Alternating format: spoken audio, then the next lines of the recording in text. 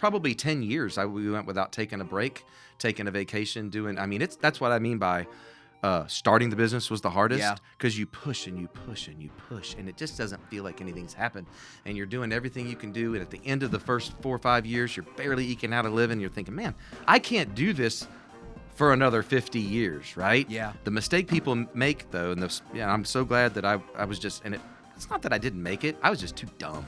I was blind and disciplined, and I just kept doing it. So, but people would quit right when it's about to matter. Yeah. Hey, how are you doing? This is Ronnie Rivera from Rebounds podcast, where the power of the comeback is the most important thing, and the story is why we're here. Chris Roney, welcome to Rebounds podcast. How are you doing this evening, sir? Doing good, thanks. First of all, let's get the record straight here about your name, because I feel like there's some because when I sat down, and we've been friends for a number of years, and I just said, hey, it's Chris Roney, right? And you're like, no, Ronnie, it's Chris Roney. And so for those that don't know, let's start out with making sure that your name is official. It is Chris Roney. It is Roney, yes. Yep. Thanks for coming on Rebounds podcast. I appreciate it, man. How are you doing? I couldn't be better. Yeah. It's almost Christmas. Ready? I think we're ready. So. It is almost Christmas. In fact, this episode should be uploaded the week of Christmas. So hopefully this will be a gift to our community through your lens, and we appreciate you being here. I will say before we get started, part of the reason that I'm doing this podcast is partly because of you. Oddly enough, we had dinner a couple of years ago, and IPC. Blue Angel Room. We're the Blue Angel Room, right. And we were with a group of friends there, Marty and Joe, and we were there, and we kind of sat together at the end of a table, and we had kind of been acquaintances, but certainly not friends, and we had a wonderful evening of dinner, and you told me your story.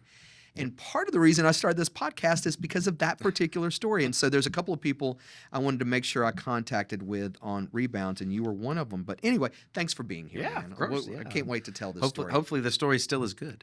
Yeah, it certainly, certainly was that evening, and the food was good, and we were having a good time. But so let me ask you a couple of questions before we get started here. You've accomplished a lot, and so you are the owner of Ace Unlocks, and you haven't had a lot of jobs in your life, but you've had this one. You hadn't had a lot of bosses. You've been the boss. Pretty much. One boss, though, in particular is John Gormley, and we will say hey to John. Yeah, John was your boss at one time, right? Hi, John. Oh, my gosh. I used to take orders from John, yes. Yes. John's a great guy. He sat behind the cash register and told me to go get golf bags. I was the bag boy at Scenic Hills. Which brings me, I mean, you played golf for UWF, and I did. You came here and played golf, and I guess you hurt your wrist, and then that was kind of it for golfing. I did. Yeah, so it was more or less over. I tried to continue to play, but it just wasn't the same. We got a great football. Great football. We do have good football. Yeah, we got great. We have a great golf team now, but back then, believe it or not, Steve Fell was still the coach. Yeah. So that's been 20-something years now. What was I? I mean, I don't want to do. I'm gonna make myself look really old exactly. here. So yeah, so whatever it is, 2003 to and he's still here. So, but yeah, so I played golf. Steve found other ways for me to still be a part of the golf team, and I actually became somewhat. It was my first real endeavor to boosters. He goes, go find some money. We need money. And right. And I'll never forget. I think I raised like $300 or $400 that year, and I thought, man, that was all the money in the world. But yeah. Now, of course, Steve. I mean, he's awesome. We're still really good friends. Well, you do a lot of work for nonprofits around the area, and we won't name all of them, but we certainly will say that you're on the Sheriff Foundation for here in Escambia County, and you do an awful lot of work for that foundation. I have an opportunity to sit with that foundation fairly often, and I know the work that you do for at least that nonprofit. But you're fairly charitable around the community, and you do a lot of work for organizations. So certainly want to thank you there. But you've got an interesting story. But let me ask you a question. Where are you at right now in your life? Where are you at right this very second in your life? Wow, that's a question. Well, my roles changed a lot. I used to, when you're first starting out, you're the, forgive me, judge, jury, and executioner. I mean, you do it all, right? I'm answering the phone. I'm ordering inventory. I'm actually doing the work. And over the years, as almost 30 years has progressed, I I do less and less. And it's funny, I love locksmithing. Yeah. I love it. It's Really? Oh yeah, it's fun. It's I mean, imagine there's a couple of things that you get to do when you're working as a locksmith. One of them is you get to be outside all the time, right? So, and that was one of the things I wanted to do. I didn't want to be locked to a store. I wanted to be out and about. I wanted to be doing things. I need that freedom. And then and number two, you're constantly meeting with the public, Yeah. right? And I enjoy that. So for me, owning my own business was that gave me that freedom, and then also the ability to go, interact and be in the community and serve the community. And of course, getting back to what I was saying, locksmithing is fun. It's a puzzle, right? That's what you're doing. You're making keys. People lose their keys. They think they're the only person in the world that's done it ever. Right. They think that I'm just sitting on the side of the couch smoking a cigarette, waiting on them to call, and they're the only person that's ever done it. And my first job when I get there usually is to calm everybody down. Yeah. Right. Just take a breath. You're in good hands. We're going to get you taken care of. I know you lost your keys, they're locked out. They've lost their keys. They've broken the key off of the ignition. There's any one of a million things. Or they're locked out of their house. I mean, it became almost a game for me, right? The more upset and people were, the more I wanted to, find a way to get them calmed down and get them happy, right? That's what we do. We really are. It's a service. It's a service business. And I think that's something I didn't realize that till later on. I think I enjoy service, right? I mean, I enjoy service in the community. I enjoy, not just Days Unlocks, but volunteer work and stuff like that. Jenny and I do that all the time. And so I think where I'm at in my life, well, my role's changed. So now I'm in the office and I'm directing people, right? Yeah. I'm not getting to do that thing I love as much anymore. I don't get to do puzzles, but I still get. I am in the shop more, which and I never would have thought I would have wanted to be in the shop more, but I actually do like being in the actual shop. We still get tons of traffic. You wouldn't believe how many people come to a locksmith, And I will tell you, I will argue. I would have argued till I was blue in the face. Well, I wouldn't argue with him. So I'll tell you, I guess we got time for lots of stories. So one of the stories is, just remind me, we got to get back to where I'm at in my life. But one of the stories is, remember I told you, I didn't want to be tied to a shop. That's right. My dad was a store owner. He owned his own business for a year. He owned a golf shop I'm from North Carolina originally. I was at the on our high school team. We were good. We were state champions. That's how I ended up getting a scholarship here. Oh wow! Right. Okay. So, but my dad owned 3 golf shops in Greensboro, High Point, Winston-Salem, Asheboro, up in that area in North Carolina, and he was always tied to the store, and he could never get away.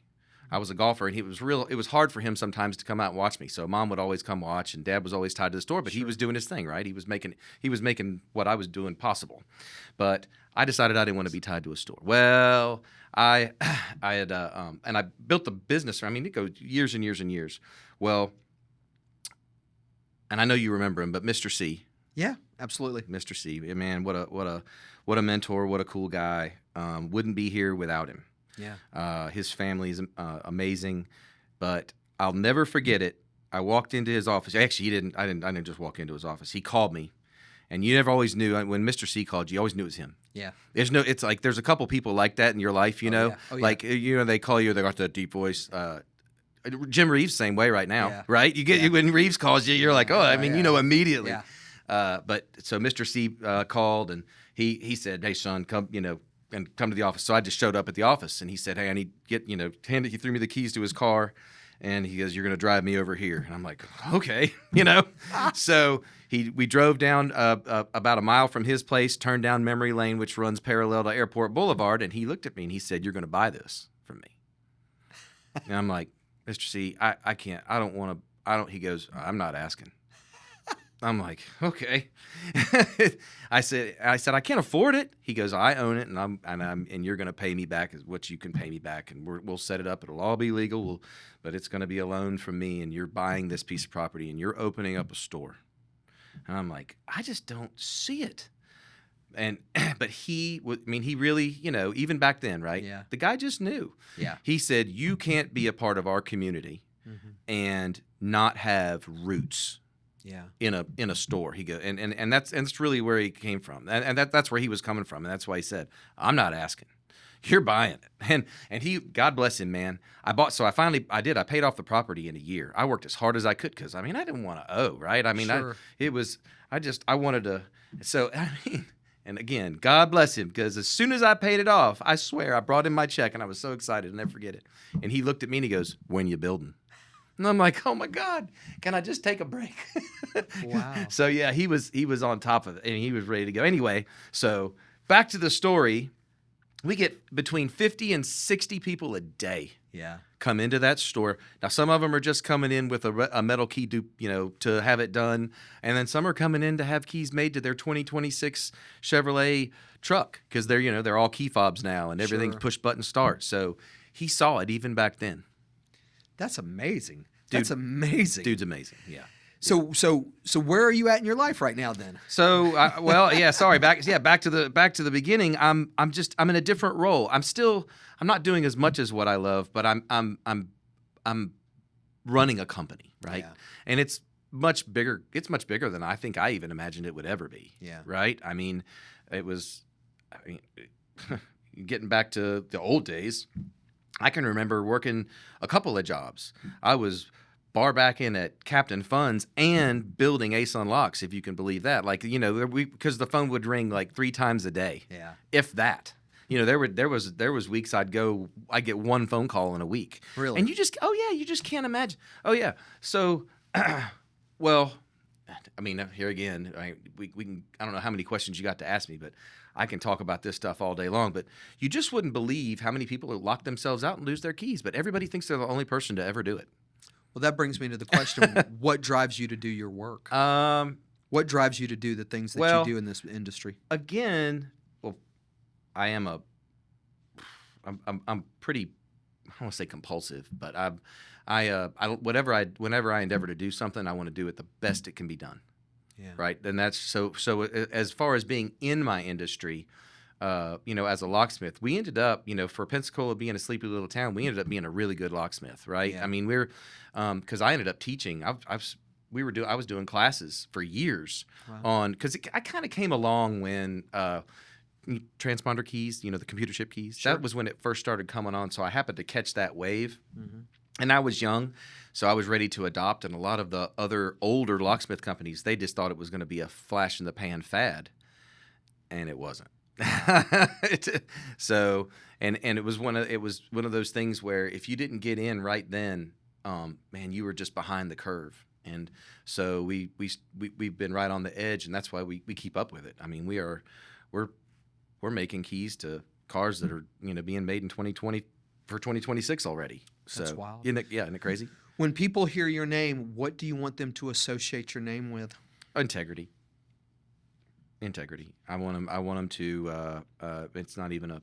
I want them to. I don't know how to explain it. I would rather pay, because it happens. It's like I call it the last.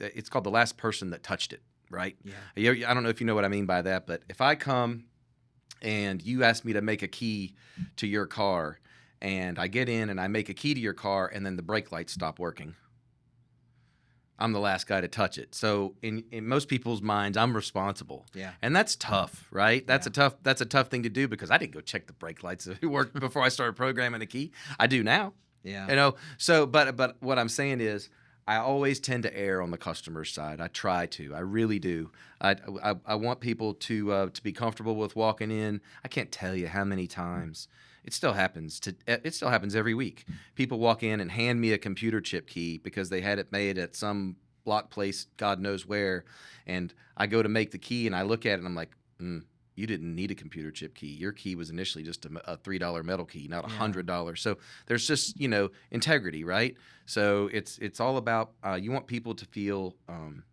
safe in their homes, safe when they're walking into the shop, nice. Secure. You just want them to be comfortable with you. So when they see the word Ace Unlocks, or when they hear the name Chris Roney, it means a lot to me to that they have a feeling inside of that's a solid dude. That's a solid company. You can trust them. Yeah. So what mindset guides you every single day, or maybe a motto or something like that? What is it that guides you every single day? Well, I don't know if I have. I mean, if there was if there was a phrase that I tend to model by, it's generally do the hardest thing. Whatever the hardest thing to do is always the right thing to do. And almost any endeavor, and almost any life choice, and almost any decision you're making today, whether it's about what you eat for lunch, the hardest thing to do is the right thing to do. It's hard to sit there and eat a salad. And, you know what I mean? I do know what you mean. When you've got bills to pay and somebody walks up to you and they have a $100 key and they really only need a $3 key. You do the $3, not the 100, because it's the right thing to do. It's the hard thing to do. You do the hardest thing. It's always the right thing to do. Man, I knew that conversation a couple years ago was going to pan out. Sure enough. I knew that night, and I think that says it right there. Well, listen, we're kind of move forward a little bit here, and we've all faced storms in our lives, and we've all kind of faced some sort of adversity, and I would like for you to tell me a little bit about some of the adversity or some of the things that you faced in your life that have been struggles for you. Well, starting the business was brutal, right? That was the hardest part, getting it started. And, they say, for small businessmen, most people fail in the first, I forget it's like 5 or 7 years. I don't remember what it is anymore. But I know why. It's because it's brutal. Yeah. It's hard. I mean, you think, I'm going to start a company. Well, that's you think, oh, all I have to do is X. Yeah. No. Well, you learn very quickly. So for me, well, let's just start from the beginning. Take me back. Yeah. Let's just start from the beginning. So I broke my wrist, and I had a buddy on the golf team. His name was Charles Stead. Mm-hmm. And he used to be a tow truck driver, and that didn't come. I'll get to that in a minute. So I broke my wrist. He was a good golfer. I was a decent golfer, but we knew we weren't going to play golf for a living. Mm-hmm. And we said, hey, let's just start a company. We don't want to work for anyone. How old are you at the time? Well, I was probably 20. 21? Yeah, 20, I was 20, probably 20 years old. Yeah. Okay.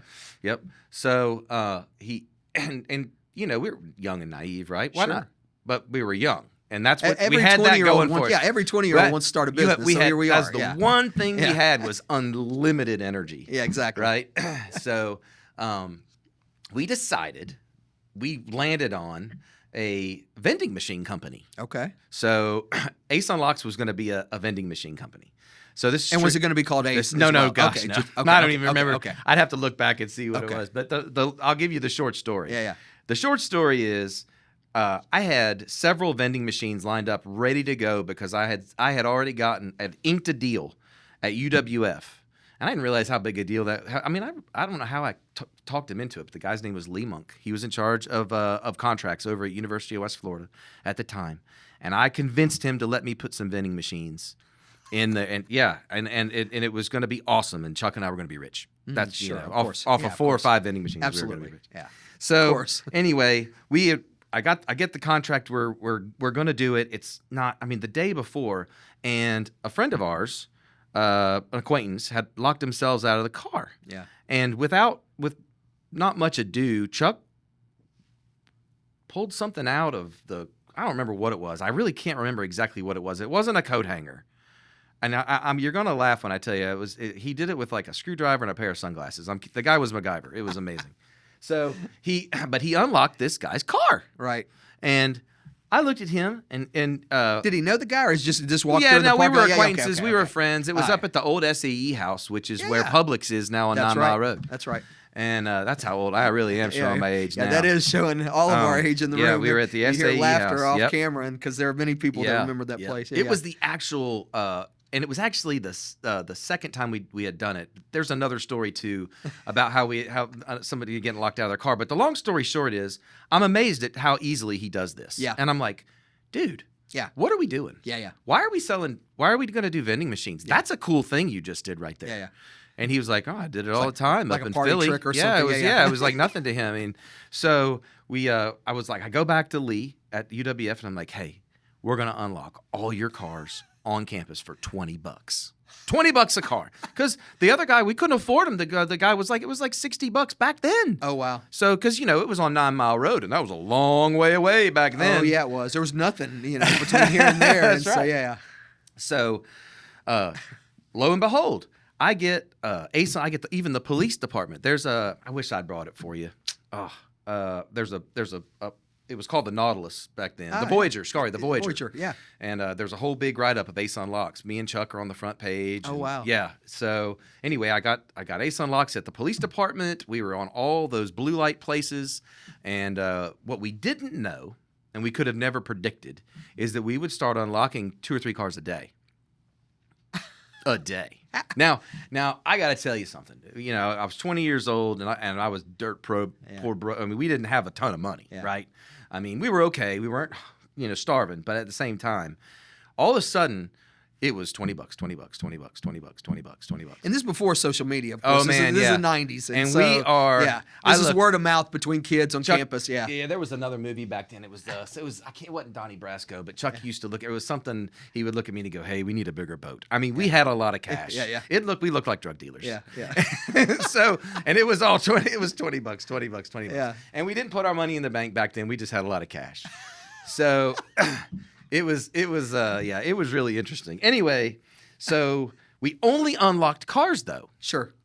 And you're going to have to steer me back because, like I said, I'm just going to keep going. No, keep going. So But what we Yeah. didn't do is we didn't make keys, right? And we got phone calls every day. I'd say, hey, I've lost my keys. And I would look at Chuck and I'm like, oh, that's too bad. Yeah. And, there's nothing we could do. And it was the same thing. And he just looked at me one day and he goes, man, why can't we make keys? Yeah. And I'm like, because we can't make keys. What do you want me to tell you? I don't know how to do it, and you don't either. He goes, yeah, but I think I can figure it out. I'm like, no, you can't figure it out. Oh, my God. But he was that way. Chuck was that way. He was amazing. He was so innovative is what they call it in business today, he right? saw things differently, though. I'll give him. I mean, he had such a cool mind for this sort of thing. Locksmithing really appealed to him too. But his mind works such a way that you ever heard the game Othello? Yeah. Do you remember Othello? Yeah. So Chuck was so good, and his brain worked this way. He would play Othello, and he would let me get to the place where I knew I couldn't win, and then we'd switch colors and he'd beat me. Oh wow, that's nice. Yeah. It was smart, mind numbing. Yeah. Anyway, so we ended up going. He had this idea. He goes, "Where can we go? Experiment on cars." And so we went to a junkyard. Sure. And we ended up at this junkyard, which not even there anymore. It's Apex Auto Parts. It was owned by a brother of a lady who Noel and Joanne Faddis.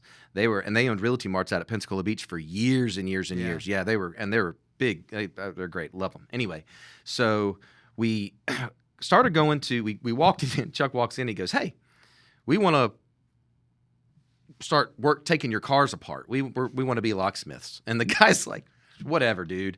So he kind of just shoot us off, and he'd send us into this place where it was just like all the really crappy stuff, like really bad. But we just found some stuff, and we started taking locks apart, and we we literally self-taught how to make keys. We taught ourselves how to do it. I'd almost laugh at it.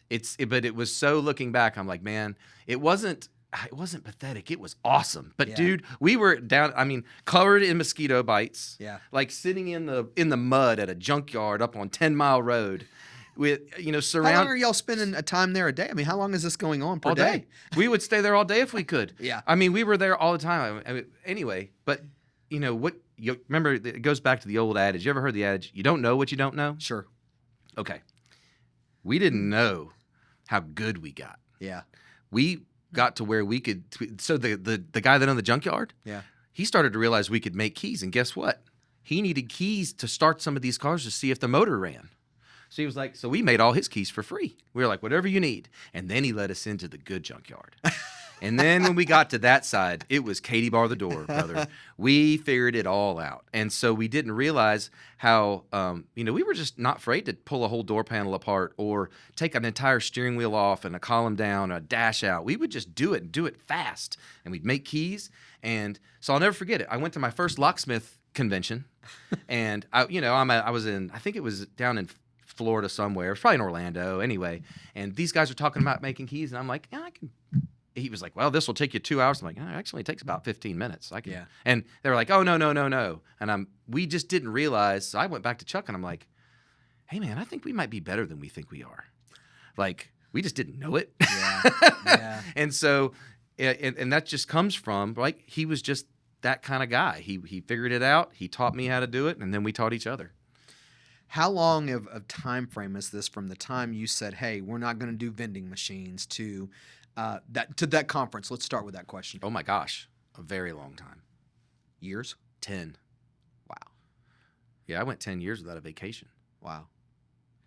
I mean, I literally like courted my wife during like Jenny Jenny doesn't get enough credit because we dated all through, the starting of Ace Unlocks. Like we would be on a date. Yeah. And the phone would ring and I'd be like, we got to go. And she would just pop right up and we'd go. We'd take our dinner to go.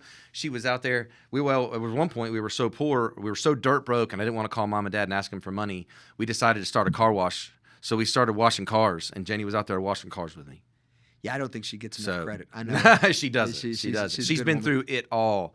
So, yeah, it's but anyway, yeah, it was probably 10 years we went without taking a break, taking a vacation, that's what I mean by starting the business was the hardest because you push and you push and you push, and it just doesn't feel like anything's happened, and you're doing everything you can do, and at the end of the first 4 or 5 years, you're barely eking out a living. You're thinking, man, I can't do this for another 50 years, right? Yeah. The mistake people make, though, and I'm so glad that I was just, and it's not that I didn't make it. I was just too dumb. I was blind and disciplined, and I just kept doing it. So, but people would quit right when it's about to matter. Yeah. So for me, well, I could get later again. I could go into lots of stories but keep asking questions. No. I think you're headed towards that point. I mean, what is the biggest struggle you have over this 10-year period? But obviously being broke is a huge. Yeah. But what is the biggest struggle that you have in starting this business over the course of 10 years? Which is, really, it started the day you started, and you were headed towards success that day. But what is that? How do you get the phone to ring? Yeah. Right? How do you get your name in people's mouths? Mm-hmm.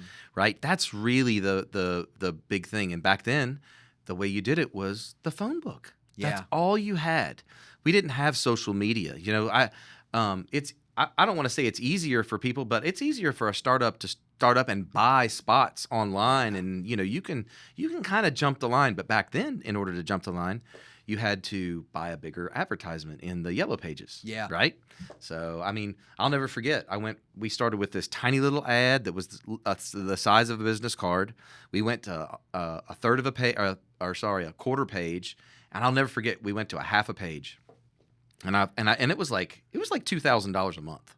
It was a ton. It was a ton of money. I'm like, this is crazy. Right. And I've lost my mind. Yeah. But later on, we would eventually go to a full page, and then we did what was called the double truck.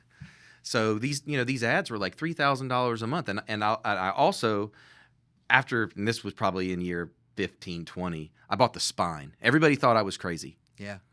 But I was like, I'll never forget. It was one of the smartest things I ever did. But it was a gamble, yeah. But it was one of the smartest things I ever did, because everywhere you walked into, every restaurant, every doctor's office, every attorney's office, those phone books were everywhere. And guess what?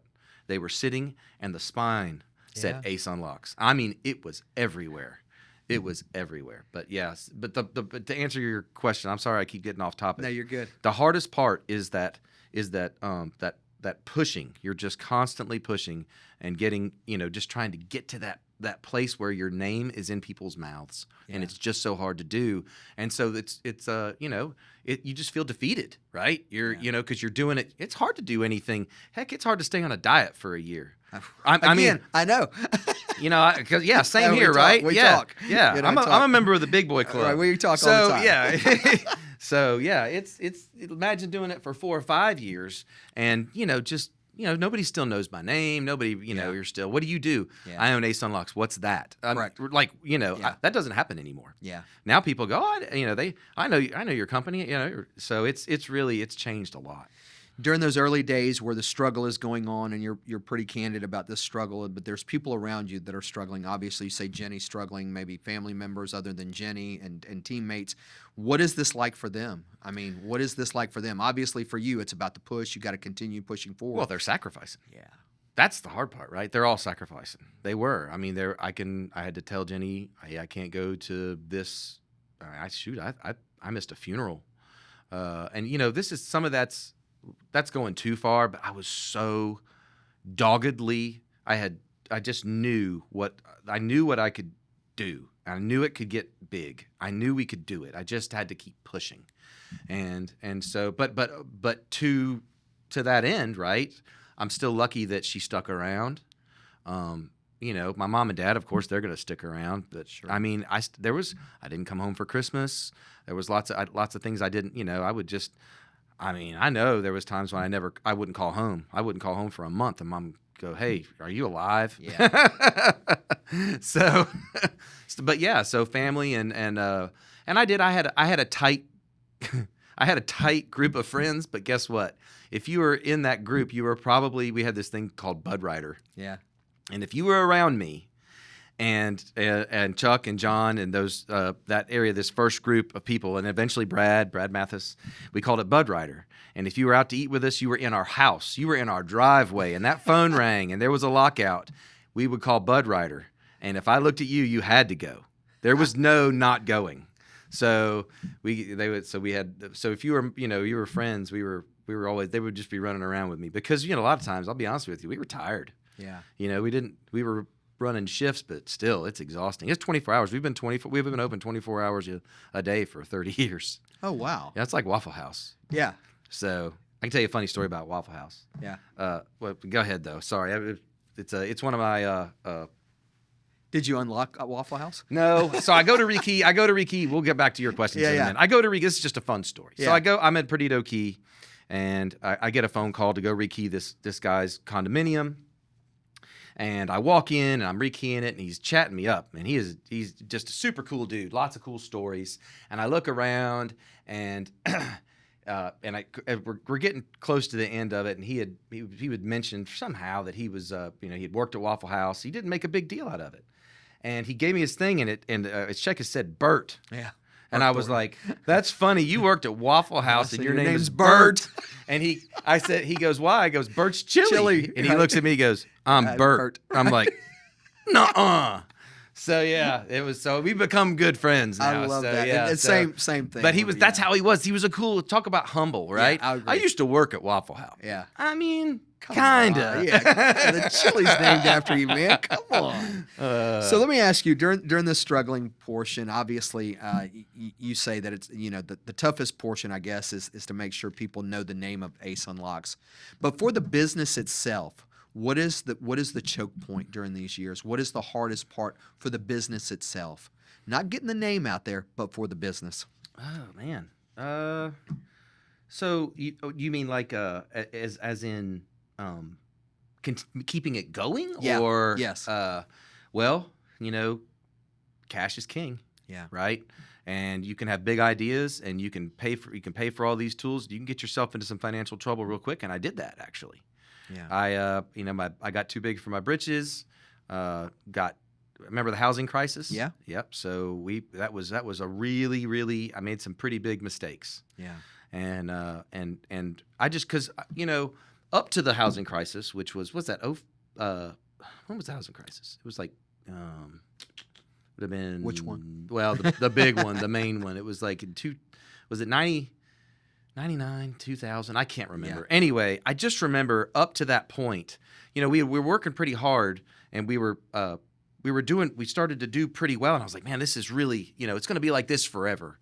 We're going to be doing, of course, I was thinking 20 calls a day was a big deal, but I'll be doing 20 calls a day forever. Sure. And then when we hit the recession, Yeah. man, that phone quit ringing, and cars were getting repoed, and things were bad. And so my cash flow went down, and I mean, literally I couldn't sell any of my tools. No one wanted to buy any tools. Right. So what do you do, right? Well, we ended up, that's why, we fell back on the car wash. We had a detail company. And so we're constantly having to rob Peter to pay Paul to keep doing what we wanted to do. So the hard part, cash flow's tough, and you learn these lessons the hard way. I was lucky to stay in the way I stayed in. I mean, I didn't have to take any loans, but I don't think I slept. Yeah. So, it was tough. What lesson took the longest to learn from that experience? Ooh, well, saving was the lesson there, right? That was the, you keep 6 months of money worth of, to be able to weather some storms. So if the economy turns bad, you've got something to fall back on. That was that lesson. But I mean, gosh, lessons abound every day, right? Yeah. When you own your own company, especially back then, you're learning at such a fast pace. It's every day. It's just hitting you right in the face, from, I mean, there's just so many different things, you think to yourself. I can remember there was this one tool that I needed to be able to make keys to a particular kind of vehicle. And I got that tool and it cost a fortune. God, it was expensive. It was like, I don't know, $2,000 or something. Sure. And it was just still a lot of money. Don't get me wrong, but I mean, I do buy a lot of expensive tools. But at the same time, I had this tool and I was making money with it, and then it broke. Oh, wow. And I had 4 jobs lined up to go do it. And what I realized very quickly is, you can't when you need to buy one of something, you actually have to buy 2 of something. Yeah. That's another lesson entirely. Like, so I had my locksmith van, and I was completely self-sufficient. You put me in that van, I was putting you back in your car with a set of keys. What happens when the van doesn't run? And you got all your tools inside. Well, that means you can't have one locksmith van. That means you need 2 locksmith vans. And so, these lessons, they just, like I said, they just keep hitting you, and it's do or die. It's sink or swim, right? Yeah.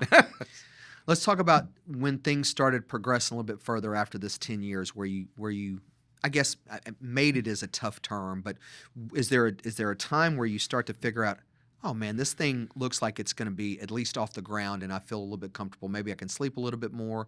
Tell me about that process for you. I'll let you know when I get there. Oh man. No.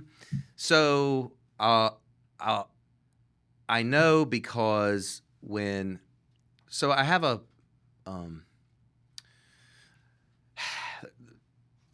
I have great employees. Yeah.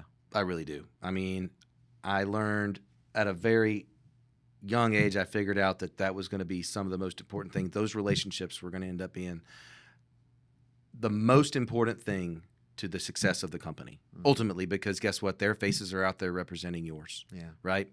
And so those people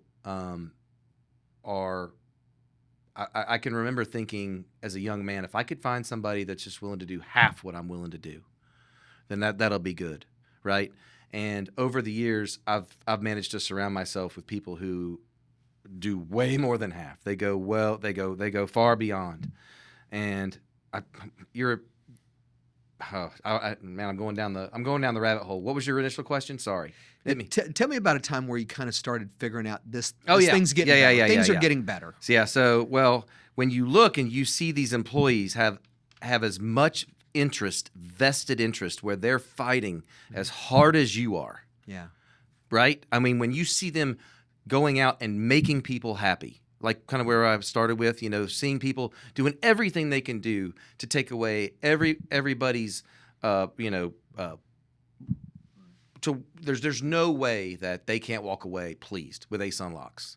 And I can just remember sitting back. I think I was just riding with, I might have been Brad, but I can remember, or John or JR, one of them. I don't remember, but it was somebody I was just sitting there and I was answering the phone, but I stopped because back then I answered the phone too, right? Yeah. It wasn't always at the shop, but I can remember them interacting with the customer. And I thought, oh my God, I'm listening to myself. And I thought, maybe it's going to be okay. Yeah. And so I have a bunch of guys like that, Aaron and John and Keith, and they're all out there just killing themselves trying to make sure that Ace Unlocks is doing what it's supposed to do. It's serving the community. It's serving it with integrity. And, when people say the word Ace Unlocks, most of the time you're not going to hear, don't use them. You're going to hear, what a great company, solid company. So that's when I knew, right? When I saw my employees really owning it, I was like, man, it's going to be, I think I might be okay. And is that when you start to develop a little bit more confidence, at least in the business side of this? Is this when you're starting to say, hey man, I'm a little bit more confident and moving forward with this? Yeah, I mean, yes and no, but pride cometh before the fall, man. I mean, every time I get a little too big for my britches, I just, it has a way of coming and popping you right on the head. So I don't want to say, I want to come off overly confident, but yeah, I mean, that was the point where I realized, hey, it's it's not just you pushing, everybody's pushing. And so now, and getting back to what you were asking me, now it's more about direction, right? We were just a locksmith making keys to cars.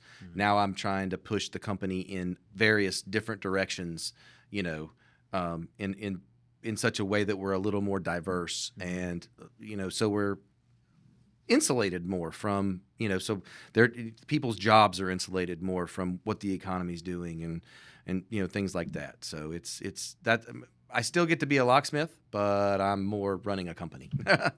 Tell me about that internal dialogue that builds that confidence for you, at least in the company. Let's talk about that first, and then we'll talk about you. Well, I mean, my internal dialogue, you'd think I was a crazy person. I don't know. I'm not sure what you're asking me there. I'm constantly, you know, at war, you know, making, judging, doing, you know, to the point where, you know, I'm exhausted. Yeah. So, but I mean, that's what I signed up for, though, right? I mean, but you know, as it comes to internal dialogue, I just look at the main mission is service at its highest point, and you know, I kind of try to lens everything through that, and that's I just keep aiming there, you know. You said a minute ago that that you know, you hadn't taken many vacations during that first couple of years. Oh, yeah. Even now, I think for a business owner, I think this is probably foremost on your mind, probably most of the day, unfortunately. Is that true or false? Well, I mean, the biggest thing any businessman can do to especially, and you have to remember, we're not a big company, right? This isn't a Fortune 500. This is not a, but I mean, is walk away. You have to be present if that's what, I mean, I'm not sure what, I mean, I'm never going to be, in fact, I've got some guilt right now. Like lately I've been out doing a lot of stuff here and there that really, I mean, it's good for the company because it gets the word out, and right, you know, so it's good that's kind of what I do, right? I'm the face. Sure. But at the same time, I feel guilty about not being there at the shop because, again, it's good for the troops to see you. You know what else is good? It's good for Sandy Sansing to see me out there doing stuff. You know, it's good for, you know, they want to see the owner out there doing stuff. It puts everybody at ease. So I've got some guilt there, but you know, I still do. I take vacations now. Sorry. I wouldn't be married if I didn't. We have to take vacations. Yeah, she's pretty strict on that. So let me ask you a question. I agree that there's got to be some sort of time where you get out there and you start trying to develop new clients, or I guess new people that understand your name, and that looks like a growth that you're starting to grow through now. Is that? Yeah, because I'm starting to see more and more presence. Well, the industry's changing some. You know, security. You know, the dawning of AI. Yeah. I mean, of course, you know, I came in when, like I said, when computers were coming into cars. Yeah. And now we're on the edge of that. And for the longest time, as a locksmith, you could come in and you could service these cars, and there's no trace that I was ever even there, right? Mm-hmm. Well, now, I don't know if you remember that YouTube video where the guy hacked a Jeep Cherokee and drove it into a ditch. Well, that was the beginning of the end, because now everything has to run through servers, and you know, and it's got to be, you know, you can't just be a locksmith where no one knows anything.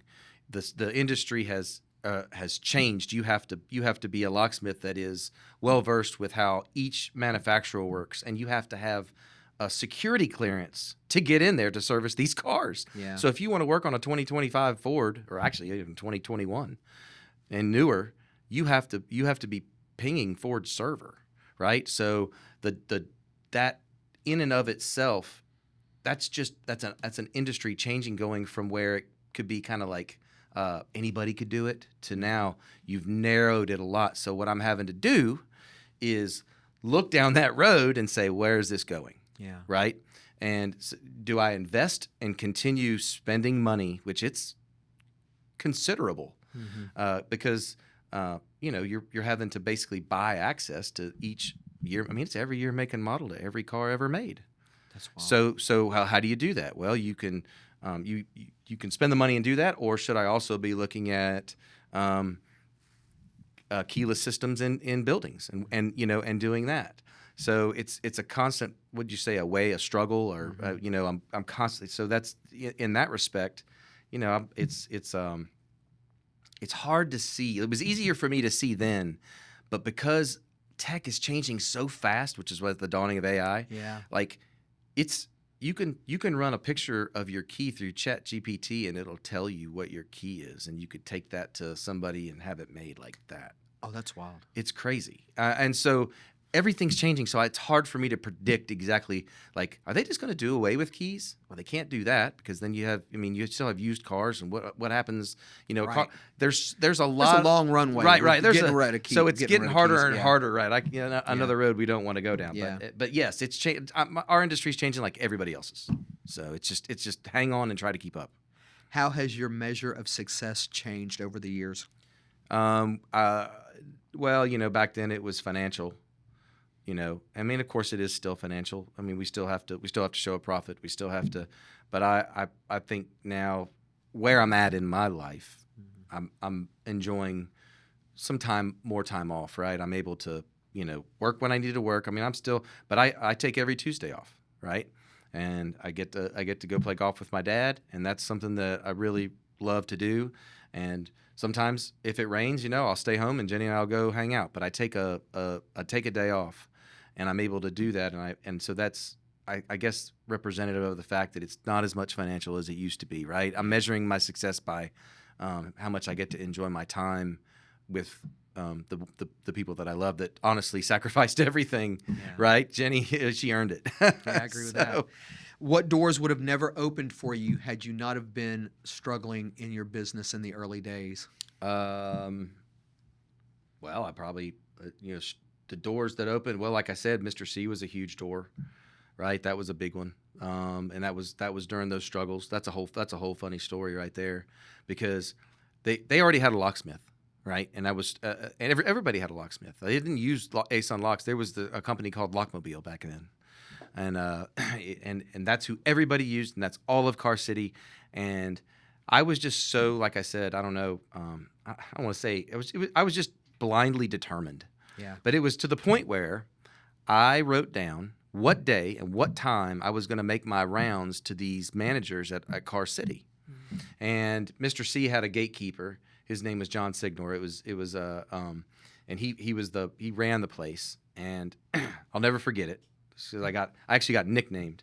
So I came in every single time. I would come in the same time every Wednesday, and I would drop a business card off, to the point they were just making fun of me. Yeah.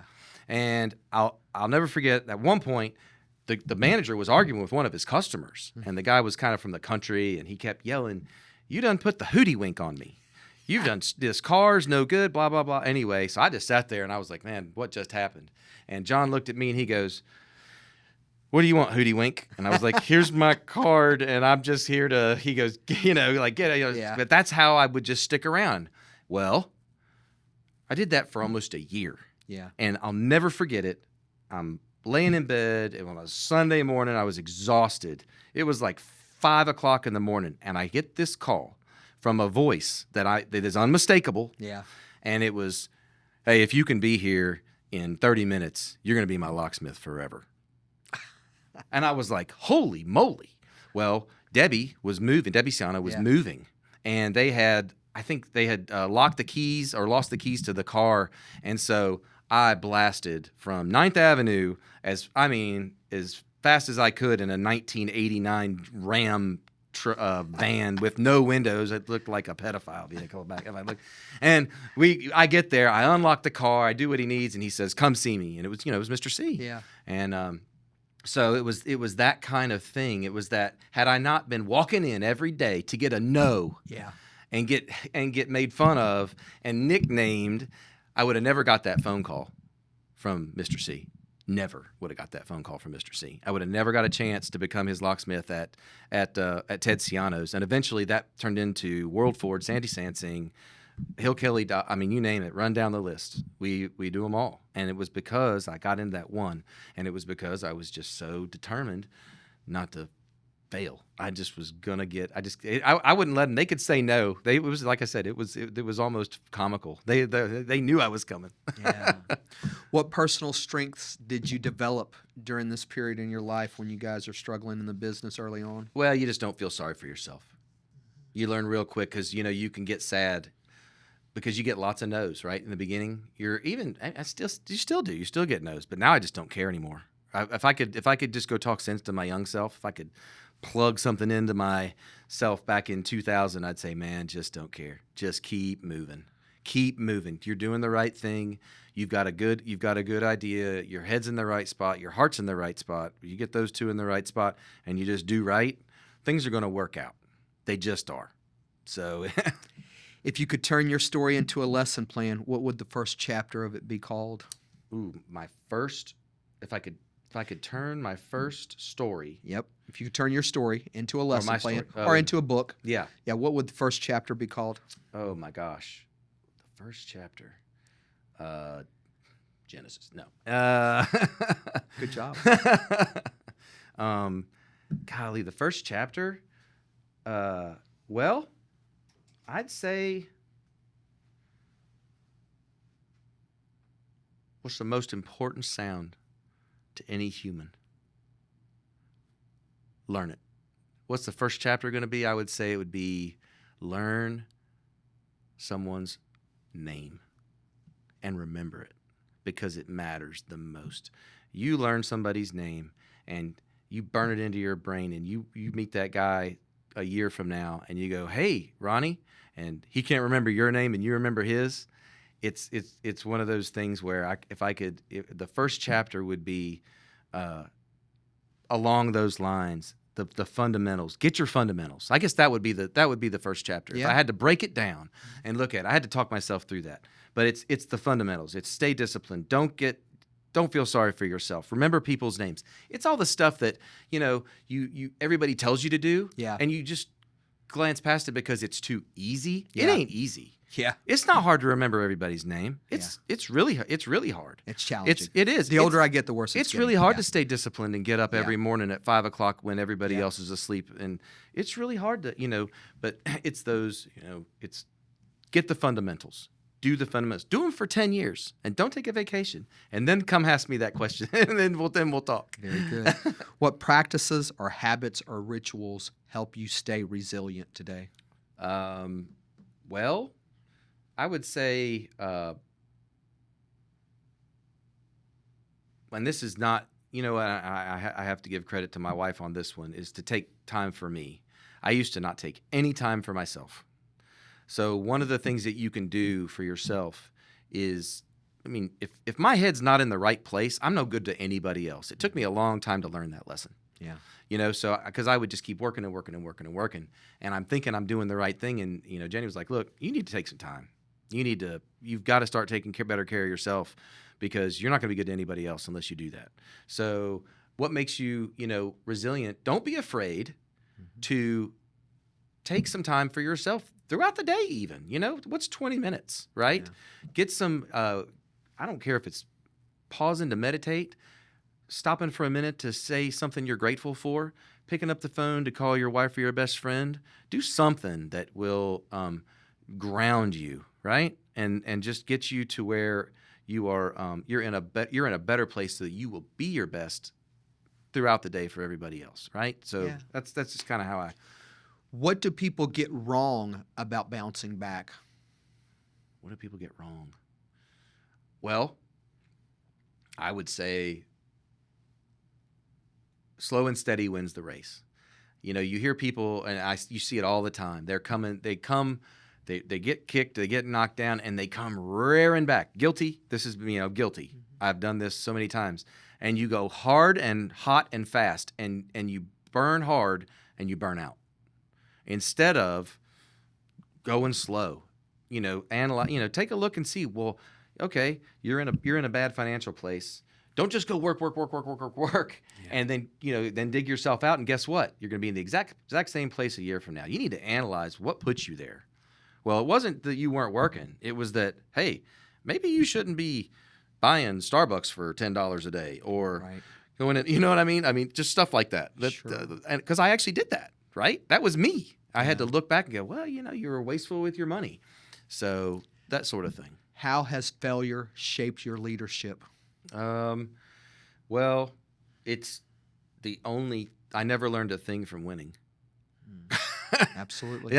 So I would say to you, failure is the only thing that has shaped me, because it sears your soul, right? I mean, it's the stuff, it kicks you in the gut and forces you to look at yourself. And so failure is really, I don't look forward to it, but I'm not scared of it anymore. That's a big that's a shift, right? It's a tiny little shift that you can make and you can look at and go, I'm not afraid of failure anymore. I don't like it, don't get me wrong, but I'm not scared of it. Not anymore. Bring it. We will. I mean, all that means is I'm just going to find another way. So when you get into that mindset, I have a saying at the shop. I mean, first of all, if they're not breaking stuff, honestly, they're not trying. If they're not breaking stuff, they're not trying. But there's actually, and this is another thing that I knew I was doing good, because I have employees that are the same way now.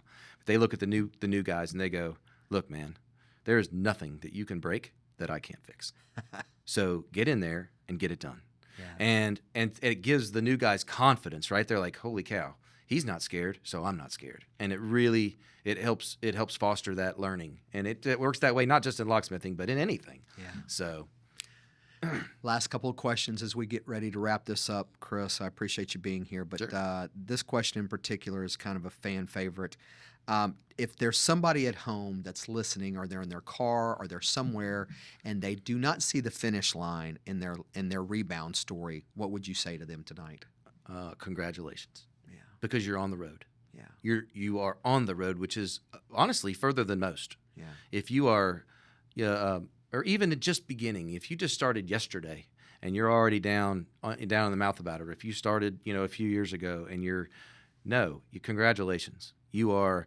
If it was easy, everyone would do it, and we hate to hear that, but that is the dogged truth of it. Amen. It really is. You just got to keep pressing. Now, I would urge you to doing the same thing over and over and expecting different results. That's the definition of insanity, right? So don't do that.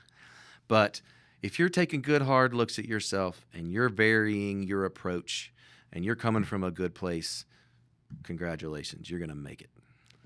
My favorite question of the show, and it's my last question always: what is your personal definition of a rebound story? Ooh, well, Well,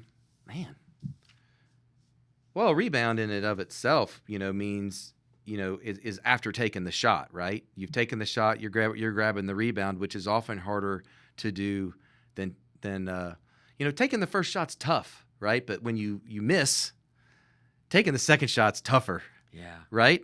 So, a rebound story, the best part of a rebound story, or how did you phrase it? You said it was Tell me, what is your personal definition of a rebound? I would say, when you are at the end, for me, like, of course, I'm at a different point in my life. When you're getting closer to the end of your cycle, right, wherever it is, and I can remember being a young man doing this, and middle-aged, and now I'm getting older. I have this thing where I want to look in the mirror and know the guy that I'm looking at. Nice. Not just like him, but I mean know him, and to be able to like when you've talking to those people out there that are conflicted right now, same sort of thing. When you're on that road and things are tough, as they will definitely be, because that's what things do. They just get tough. Then one.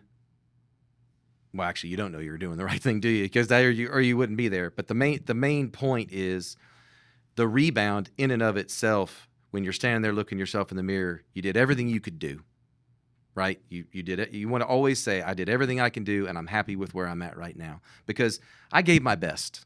Right? The best part of a rebound story is giving it your best, win or lose, right? Because you don't always win. Yeah. And I think that's part of what's hard, because then you end up taking a third shot and you're constantly rebounding. Right. Isn't that what it's about? Absolutely. Like, I think a lot of, and maybe if I could go talk sense to myself again, I would be like, don't rebound once, buddy. Yeah. You're going to have to rebound again and again and again and again, because you're on that dark road and no one's out there helping you, and you're the only one that can see this locksmith thing. Are you still doing that locksmith thing? Yeah, I'm still doing the locksmith thing, bro.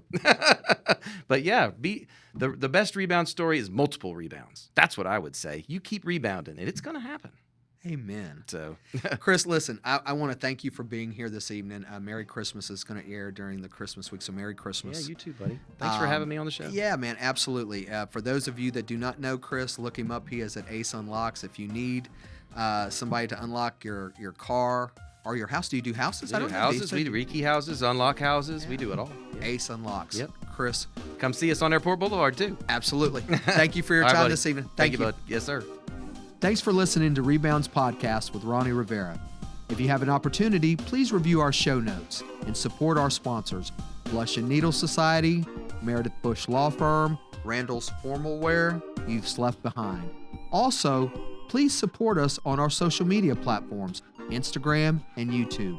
We'll see you next time on Rebounds Podcast.